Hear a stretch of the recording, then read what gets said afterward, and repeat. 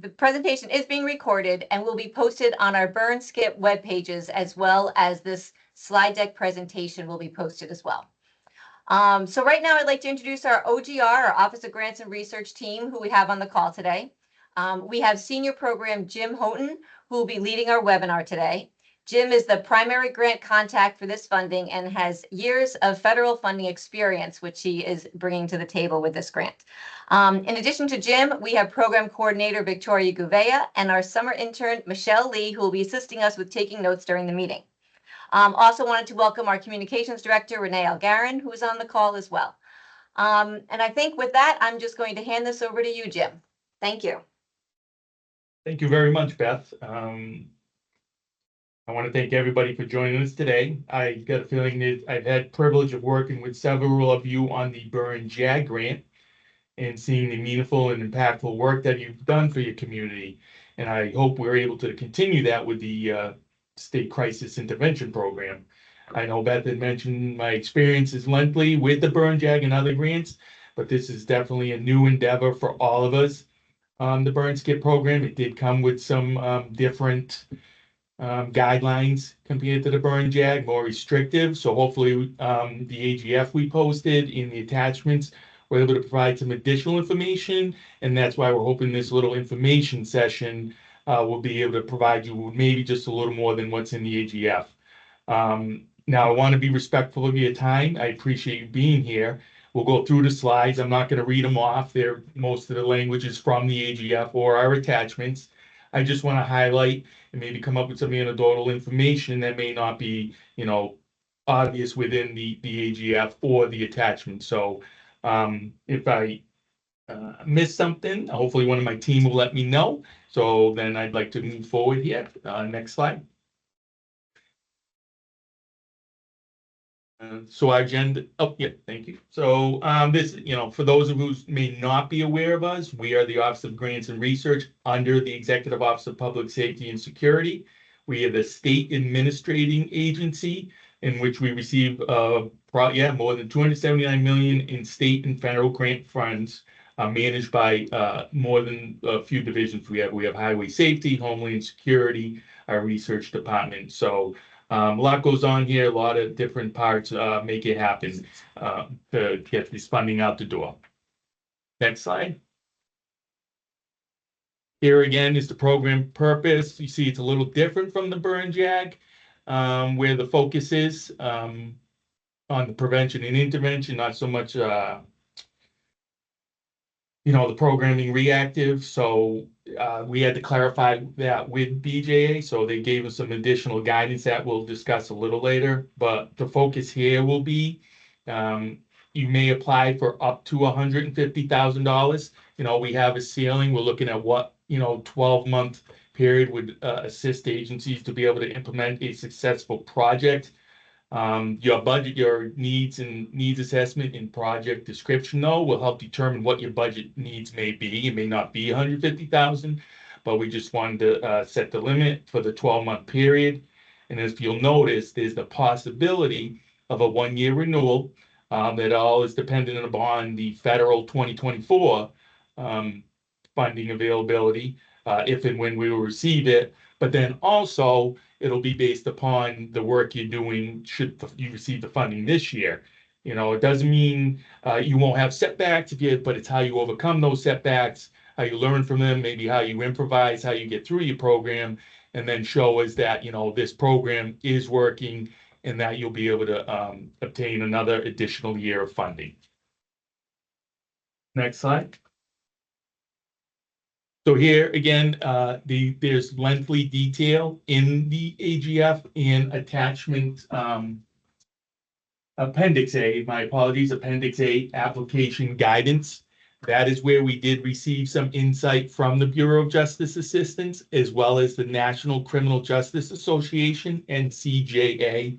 They are a training and technical assistance partner for BJA, so they helped put together a lot of some of the programming that would be deemed allowable, and that was what has actually been allowed from BJA through other states. So I highly recommend you go through the AGF carefully, as well as Appendix A, the application guide, which gives some, I think some pretty lengthy examples, quite a few pages, which we were happy to receive because earlier when Byrne SCIP was available, there was not a lot of guidance, what was allowable, what was not allowable. So going back and forth, the team did a lot of great work working with BJA and NCJA. So hopefully these documents are very helpful for you in being able to implement your program. And again, so going back to what BJA, the common message they want to get to us was programs, activities exclusively focused on response to crime in progress or already committed would not be considered crisis intervention per the Bureau of Justice Assistance. Next slide. So here we have, I wanted to bring this up, I'm sure you're aware of them, but this is important depending on if you're a state agency, you're a municipal law enforcement agency, or you're looking for the research partner. There are 3 separate applications for grant funds all posted on our website. So, once you download, maybe double check you downloaded the proper application for grant funds. We want to make sure you're applying for the appropriate funds. And then when you do, just like to focus on, so the state agencies, a state agency must be the primary applicant. However, you may sub-award grant funds to community partners to support the reduction of gun violence in their communities.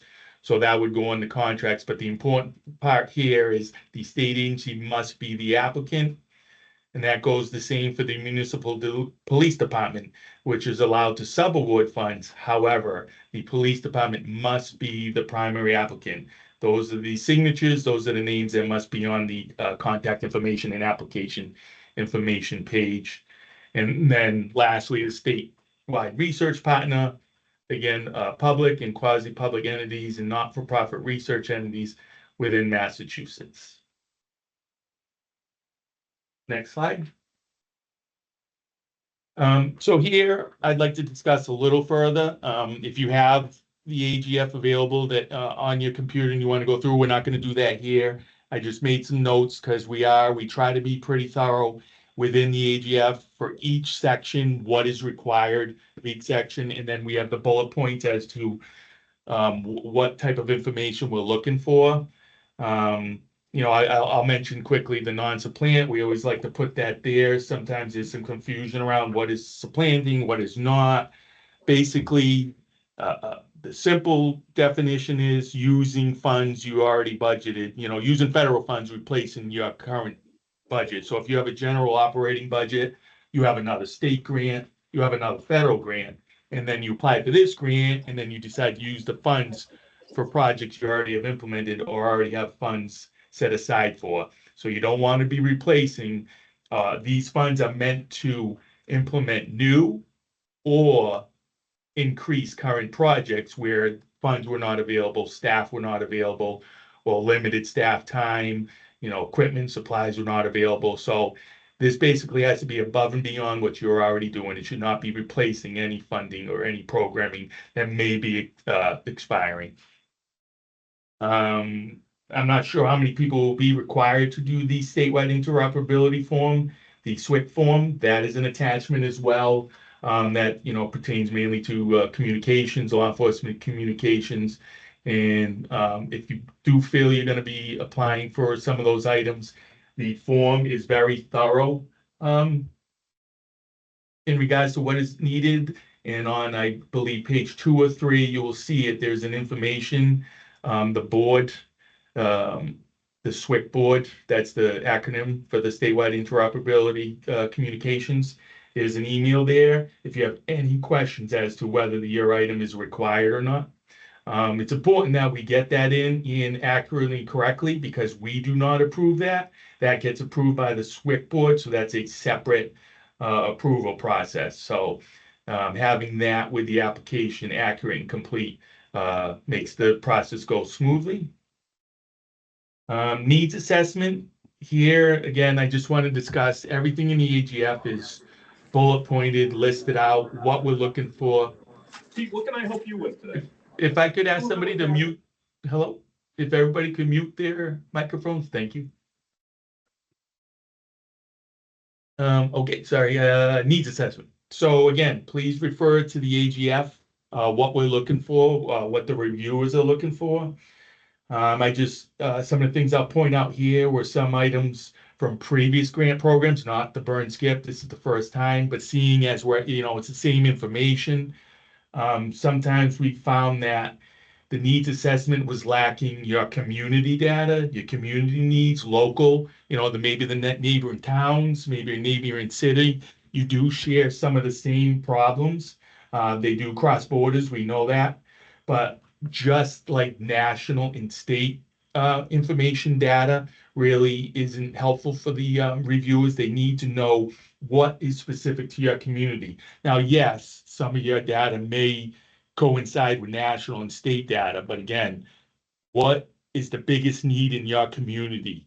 What show us where it is, where's the problems, what are the problems, and how you'll address them.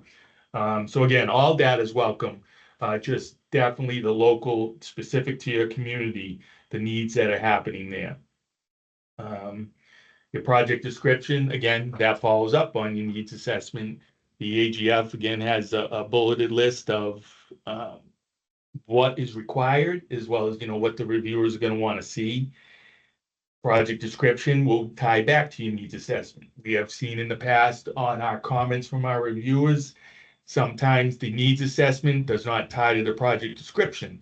So, an agency may be saying, this is our problem, this is how we're going to address it. And the reviewers aren't seeing the correlation between what your need is and how you say you're going to address that need. So very important, as you go through your data, through your needs assessment, you're identifying, whether it be through a proven effective program, the research you've done, something that's already going on in your community that just you don't have enough funds. Again, going back to the supplanting, this would not be, you're going to increase the amount of services, you're going to expand the amount of services, whatever that may be, but it's addressing the needs you have already identified in the previous section. Your research and evaluation, you were still, even though as you saw in the previous slide, we are having an evaluator. That was an allowable priority area for the Byrne SCIP, and the Byrne SCIP Advisory Board and our staff felt this would be an ideal situation to have an evaluation of the program to assist everybody that receives funding. But it still is a requirement on your local level. I mean, you will receive assistance, but it'll be a requirement for you to be able to gather that data and show how the program is being effective. But again, that goes on to later. That would be post-funding. I don't want to get too much into that, but it is required in the solicitation, in your application, how you plan on doing that. So again, I just didn't want the confusion thinking you're going to have a research partner doing everything for you. Nope, the reviewers will be looking specifically for how you will be collecting your own data. You mentioned that you're going to be working with maybe your own researcher that you have in-house, whatever it may be, how you're going to collect the data, be responsible for the reports that come to our office, Office of Grants and Research, that eventually have to go off to the Bureau of Justice Assistance. So we do want to see that. And if you're familiar with our applications, implementation plan, timeline, person responsible. I know sometimes we don't leave a big space. We try to hope that you can summarize, timeline. It doesn't have to be that detailed. That's what your description's for, but we just need to see an idea. You're able to, once receive funds, get off and running. We know sometimes it may be slow. You have to hire personnel. We understand. This gives us an idea, especially when we're doing contracting, like, oh, we know they have a plan in place. They know, we'll look at your budget and you're saying you need to hire 3 new staff. So we want to see you're already going to get ready to post the job descriptions, or the job descriptions already, something like that. We want to show you have a plan in place. So come day one, you're off and running, not like program implementation. Yeah, here we go. We're serving clients. But no, we posted the job description and we're going to start interviewing, whatever it may be. So you have that timeline, you have that plan in place where, hey, congratulations, you've been awarded Byrne SCIP funds, you're ready to go, you're prepared. So That's what we look for there, and that's, and again, throughout the grant, we're looking at, we're hoping to get the contracts out, as soon as possible once everything's been done. So we're looking at a 12-month period for you to be able to operate your programs. So that's why it's essential key that you're ready as well. Here, the budget. So I will say, if you haven't started yet, our new online system, we use the Cognito system. I know it may seem repetitive, but you will see a budget section where it's just a simple summary. You'll put the item, you'll put the personnel, you put the person's name, or you put to be determined. Equipment, you might list some equipment, the amount, and the total cost.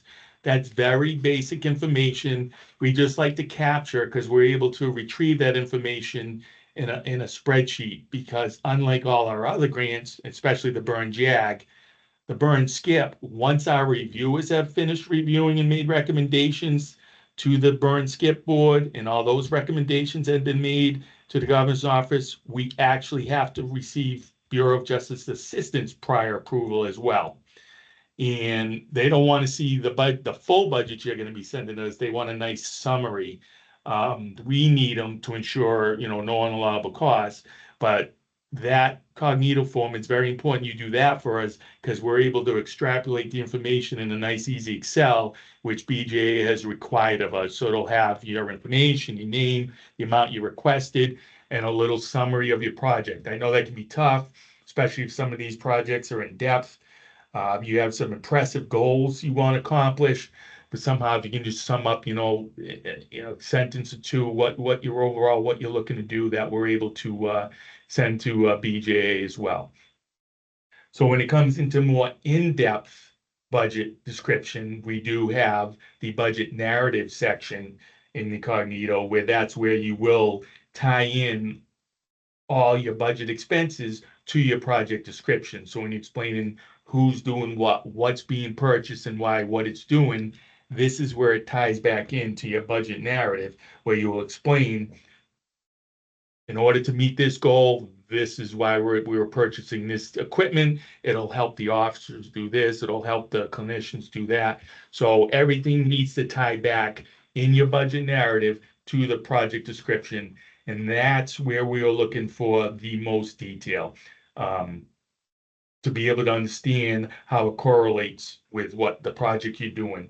So again, I know it's repetitive, my apologies, but it makes sense for us with the Cognito and the simple summary, but then the full budget narrative for our review team, for the Byrne SCIP board. And then when we ask for the budget Excel sheet, you'll see, if you're familiar with those, the attachment A budget Excel worksheet, there's probably enough space for maybe one sentence, but it's mainly, you want to list the item, the cost of the item, the number of items, in a brief description. So that's what the Excel is for. That's not your full description. That's just, the one-liner, being able to explain what you put into the narrative. It's important for those, I will say, especially, I won't go to the next slide yet, but I want to get into contracts. It's important that every cost is readily identifiable. I know it can be tough, especially as you're working on your project. Things change. You don't know what could happen as time goes on, but to the best of your ability, if you could list out all items, like supplies. I know sometimes we'll do supplies to operate the program, 5,000. Lately, what it's been, we've been seeing, they've been asking for more of a breakdown, and we need to ensure with the Byrne SCIP program, there are some more unallowable costs compared to Byrne JAG. So we just don't want you to feel, if we were to not be able to identify an object, so I might probably not, identify something in your budget that is not tied to a cost and what it's for. So if you can go to the next slide.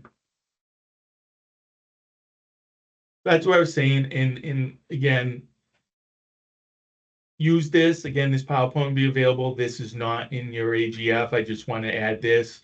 And this is where, again, this helps the reviewers. This helps our team. This helps the Byrne SCIP board alleviate any questions as to, is it an allowable cost? Does it tie into what program you're doing?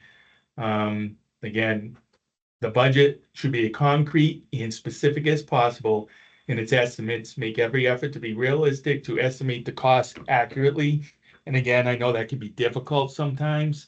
A lot of times I know personnel, you know how many hours they're going to work, you know what the salary rate is, you know it's a 12-month program, you know, are they paid annually? You know, sometimes things fit easily in a budget. But I get when it comes to some supplies or equipment contracts, it may be tough. However, due to the competitiveness of this program, and I'm sure it's going to be, and not being able, we won't be able to reach out once applications are received. That's it. Everything we have is what the reviewers will have and what they'll need to do. So this is where I wanted to, you know, stress on contracts, because a lot of these projects may actually involve that. You know, a contract, you can call them some awards. You'll probably have MOUs, MOAs with some of these agencies that may list out, you know, the services they're going to provide, but it would still be required to be in the budget Excel sheet on the contracts. So, for example, so you're the agency, you're applying, you're the law enforcement agency. Any item that you will be purchasing or using, if it's your personnel, that's under personnel. Supplies you're purchasing, that's under supplies. Equipment, as the applicant, that goes on equipment. Any items that will be provided, any services that will be provided by a subaward, by a contract, by a community agency will be under contracts, but that will have to be broken down as well. So you will have, you know, nonprofit A providing this type of service, and then you will have to list out personnel for the agency A, equipment for agency A, supplies for agency A. We wouldn't really be able to score or review or recommend if we were to see just agency A implement project SCIP $50,000. Not only would we not know, you know, what their objectives is and goals, what they're going to bring to the table, we wouldn't know if any of the costs are unallowable. So I know it could be cumbersome sometimes. We just ask that you take your time, work with any contracts, any, you know, nonprofits, any agencies you're working with to assist you with the budget. You know, let them know the more the better. It helps reviewers. It helps us understand what you're trying to do based on your project description, your budget narrative. So it's just as important as they tell you what you're telling us, because you're relaying that information as well. So again, very important if you can be as thorough as possible, and then remember to include computations that clearly show how your costs were derived. And again, you see that in the Excel worksheet, where preferable if you're going to buy more than one item rather than saying 5,000 and then in the little description, we're buying actually 5 of these. If you can just say, you know, purchasing 5 at this cost, and then the total will add up, just so it's more easily identifiable, and the cost makes sense. Same thing, you know, going back to personnel, we don't want to see one line, 5 personnel, each making this amount, each just numbers. If you can list out each position, because then again, it ties back to the program description, you may, in your budget narrative, you may mention you're hiring 3 staff, but we only see one line in personnel. You may say this is for 3 staff, but again, it might create some confusion with the reviewers. They might miss something. I just want your application to be fairly scored. I want to make sure all the information is apparent, and you know, they're able to tie back everything and say, yeah, this makes sense. Absolutely, I know what they're trying to do. Great job, you know. So I couldn't stress enough the budget and how it ties into everything. You know, that's one of the big points I'd like to make. If you can go to the next slide. Here, I won't list all of them again. This is in the AGF. As you're filling out your application, you're completing your application, you're doing your budget. If you want to double review your budget, go through some of your items. Sometimes as you type in, I know you all have a lot of work ahead of you putting these applications together. You'll probably be gathering information from your subcontract, subgrantees, if you are going to be subawarding.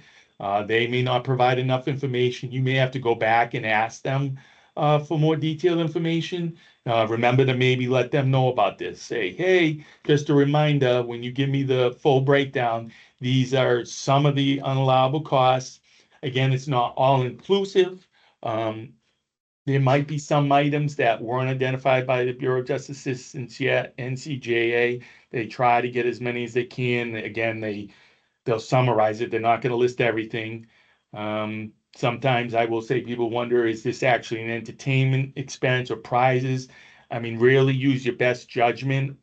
Those are the big ones. A lot of times, prizes, rewards, entertainments, trinkets, any type of monetary incentive. Those can be tricky. I know sometimes they like to do stipends. It all depends on the program. Does it go back to the program? And was it actually considered one of those unallowable items? Or is it a direct goal of the project where, job placement, whatever it may be? So I wouldn't call that a monetary incentive. But this is an important list to look at as you're completing your budget, going through it. Once you're done, if you want to look one more time, look at your contracts, make sure none of these items are in there. And again, we'll discuss at the end any questions. You can go through it and you can email in time, would this be an allowable or unallowable expense, as you're going through the budget and you're really concerned that you don't think it could be. So please send the email and we'll be able to respond. So I tried to take my time. I want to be respectful of your time. If I slip my page, the next item is kind of the wrap up. I didn't want to go too fast. I'm hoping I gave you enough information. Again, those are the highlights I felt that you don't see in the AGF, but we get comments back from our reviewers.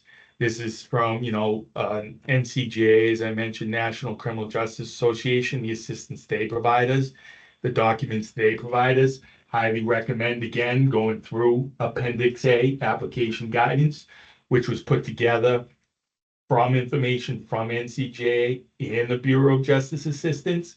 So when we have accurate, hard information in writing, we like to provide it, and that is anything in there has been approved or is allowed, may not have been approved yet, but is an allowable project to be implemented. Now, again, you can look at the project and what type of programs are allowable, but again, once you break down the budget, make sure some of your budget items are not unallowable, even though the program area you're implementing is an allowable cost.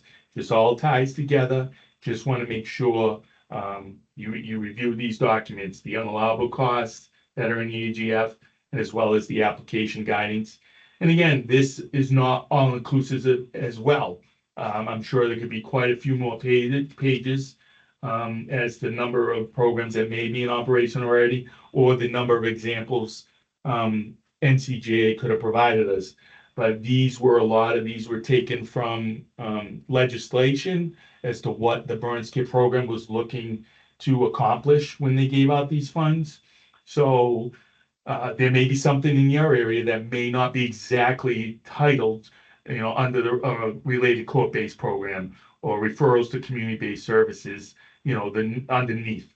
What is important to remember about that, though, those are, when you look at those priority areas, those are our approved priority areas approved by the Bureau of Justice Assistance.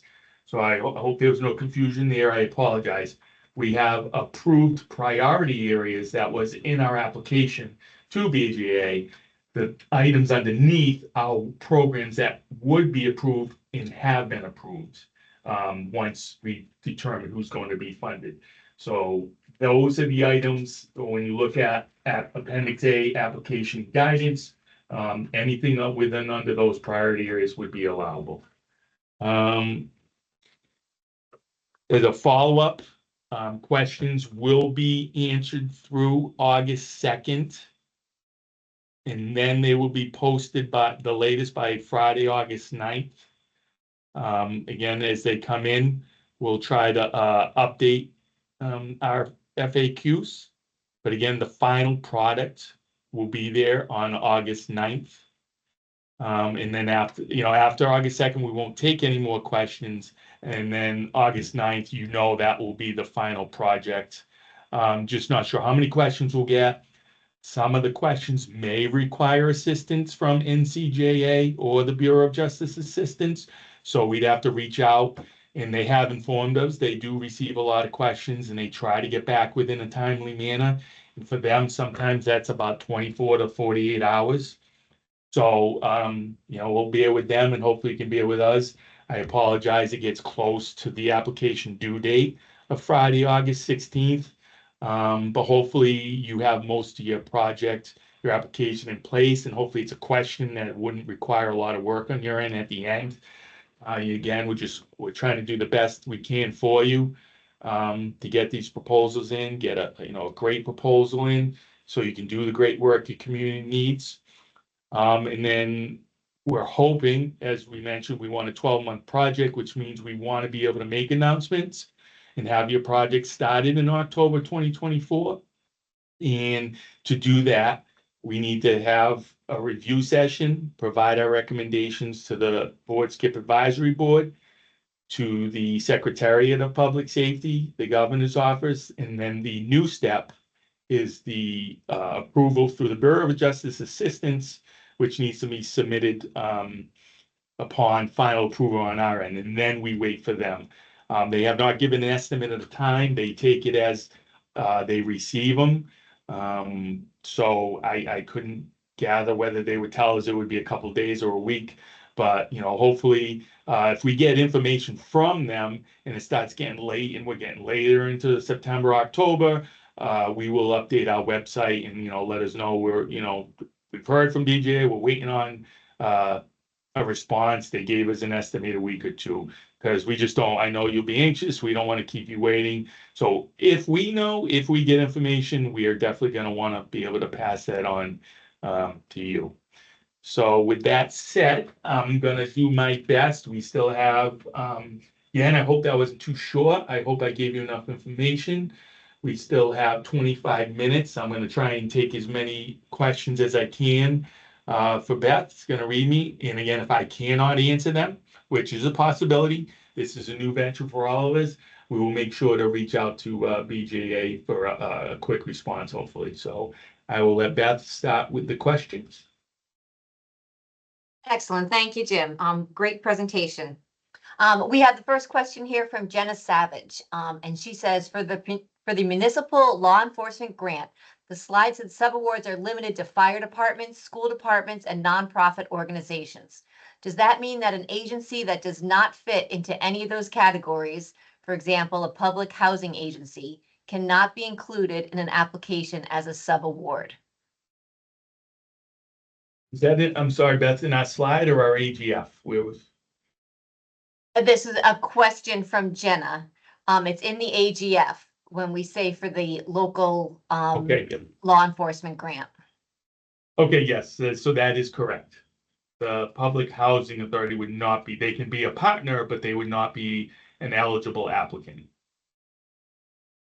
Excellent. Thank you, Jen. If you have a follow-up question, please type it in the chat as well. And then we have from Renee has a few questions regarding the SRP solicitation. First is related to performance measures.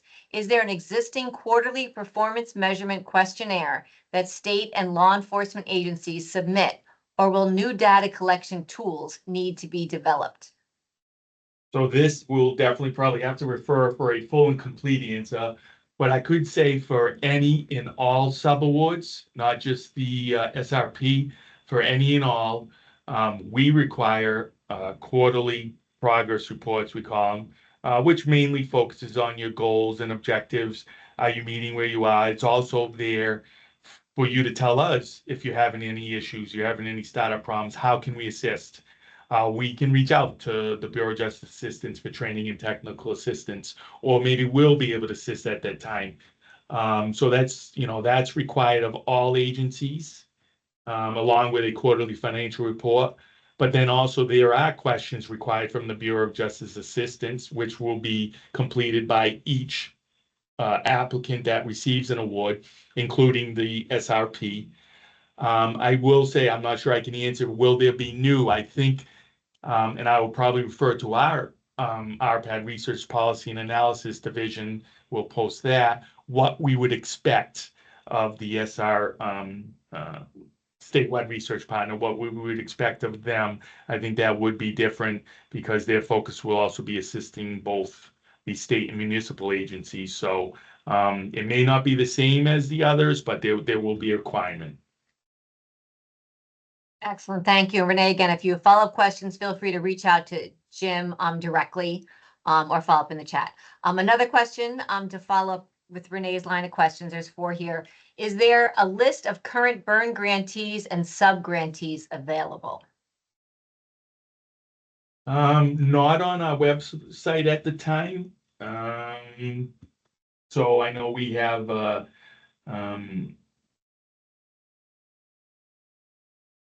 we've had press conferences, they've been posted, who's been awarded, they've been out there in the past. I know they've been posted on our website personally. We don't have them. There's so many, the list would be long.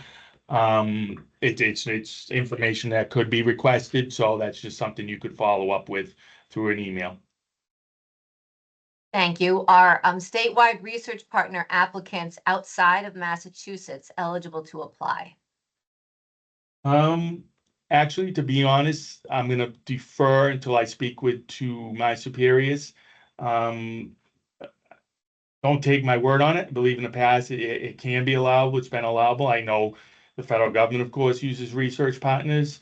You got to determine, based on knowledge of the Commonwealth, knowledge of the agencies here, and problem if we wanted to make it specific. But please let me get 100% accuracy on that question.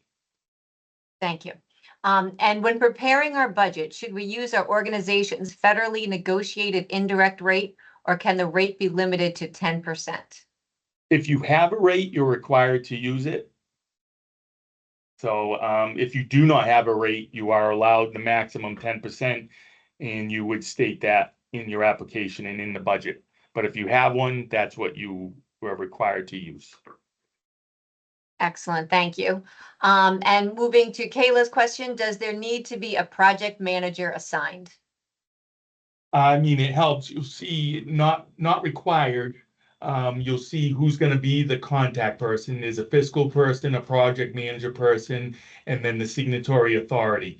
So we're not requiring you say, this is our project manager. We just need a contact. That one person could be the same contact sometimes. Excuse me. Sometimes that happens, smaller agencies, whatever it may be, but we need that contact. We need to know who to reach out to, whether we have a fiscal, a programmatic, any type of question. It needs to be, so if you're saying like a program manager assigned overall that you're paying out of the grant, this person's responsible, then no. You know what I mean? That however your program's going to operate. I don't know if hopefully that makes sense. You know what I'm saying? So, you do need contact. You do need people listed as who we can reach out to tell us what's going on and ensure the project is happening and everything. Excellent. And then Sergeant Mark asks, is the entire grant related to gun violence? For example, would a smaller town be able to apply for some of the approved programs if there isn't a gun violence related problem in our town? I mean, that's in the legislation. The whole idea was to address the amount of gun violence in the community. So if it's not, now don't forget, I won't make promises. We're going to have reviewers. You may not have the data. You may not show the gun violence is happening. Well, I'm looking for the better way. It's the opportunity. It's the chance of, this is a mental health crisis issue. This isn't, you're trying to prevent or intervene that gun violence. So I don't want to tell you not to apply. Your program could focus on, the crisis that's going on. There's a lot of stress. There's a lot of unemployment. You know what I mean? I don't want to speak to what could be going on, but if that helps, it's to address gun violence. But it may not have happened yet in your community. It could be there. It could be waiting. You don't know. And that's what I think also this program, this project is going to address. You're going to show the needs of your community. What's going on? What's at your hospitals? Show your hospital data. What are people being admitted? I know there's HIPAA laws. I know there's things that can't be recorded, but whatever you can show that shows the possibility of something happening, something terrible happening in your community, and how you're going to prevent that from happening, I would submit that application. Excellent, excellent. Thank you, Jim. And then Jenna has a follow-up question. So just to confirm or not confirm, can a public housing agency be a funded partner? Yes, that's at the discretion of the applicant. They would, how that's worked out, as I mentioned before, when you're doing the budget, what services are going to be provided. Most agencies will, create a memorandum of understanding or a memorandum of agreement, MOU, MOA. So that's how it worked. But the applicant itself, the local municipality, is the one that's responsible, and they will, that's who they decide to sub with. That's fine. Yes, a public housing authority can be a sub recipient, if you want to call it that, because we're the actual recipient of the Byrne SCIP funds. We sub-award to municipalities. They are allowed to then sub-award to their community partners. So yes, you would be eligible that way. Excellent. Thank you, Jim. That's the end of the questions in the chat. So we do have, a couple extra minutes. If anyone has any other questions, please type them in. And we just wanted to repeat that these questions and the responses to these questions will be posted on our website as well. So you will have access to this. We have 3 different websites which are posted in this chat. There's a different web page for each of the different AGFs. So there's a web page for the statewide research partner, for the local law enforcement, and for state agencies. But we will post these questions on all 3 of those web pages because they kind of cross over some of the different AGFs. But you'll have the links to those early in our chat if you want to cut those and save those, or just go to the Office of Grants and Research current grant funding opportunities and you could see them there. One other question here. Can this grant be used to fund co-response position? I think the best way I'm going to try and answer that one, I don't want to say I wouldn't word it as the position, can a position be funded? Is that position, what is that position going to be doing? Is that going to be under a related court-based programming? So again, I would refer to Appendix A, application guidance, and I would go through. Is that position, what is that position going to be responsible for? Does it fit under any of those items? Again, is it going to fit under referrals to community-based services for people in crisis? Is that what that role is going to be responsible for within that priority area? Again, there's several others. Is that position going to be addressing behavioral health at the school level? Will that position be involved in community-based programmings, which has several bullet points underneath it as to what that position could be responsible for?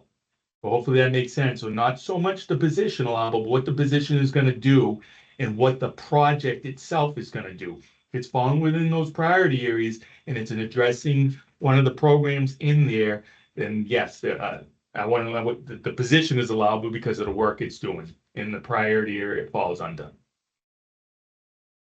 Excellent. Thank you, Jim. And again, earlier in the chat is our Appendix A is posted. So if you want to go back just to download that and save that, it's posted on our web pages too, but it is in this chat as well. And we have a question, another one from Jenna Savage. DMH jail diversion grants can be used to support co-response positions and would provide more reliable funding from year to year. Better for supporting positions. Just figured it's worth mentioning. Okay, so not a question, but thank you, Jenna. Again, like thank you, Jen. I appreciate that actually, because that's important. I mean, you have people, they're going to do some great work out there, but we know if you're awarded, you'll have 12 months with the possibility of an extension for another 12 months, maybe more. Again, it's all dependent on the 2024 federal allotment, how much we receive if we do. So thank you, Jenna. That's important because I know it's hard to hire people. It takes time, especially if they know it's a grant position. And that's some serious work they do out there. And, you want to have some comfort knowing. So knowing there's other options out there is great, but it doesn't mean I don't want you to apply here. you know, 12 months is 12 months, it's a year, they get some great work done, and hopefully, possibility of a second year. So thank you, Jenna. Excellent. And I think that wraps up our questions. If there's nothing else, Jim, I think you can just close out. All right. Thank you very much. I hope that was helpful. And yep, you all have my email. I'll be keeping an eye out. Good luck. Thank you very much. Thank you.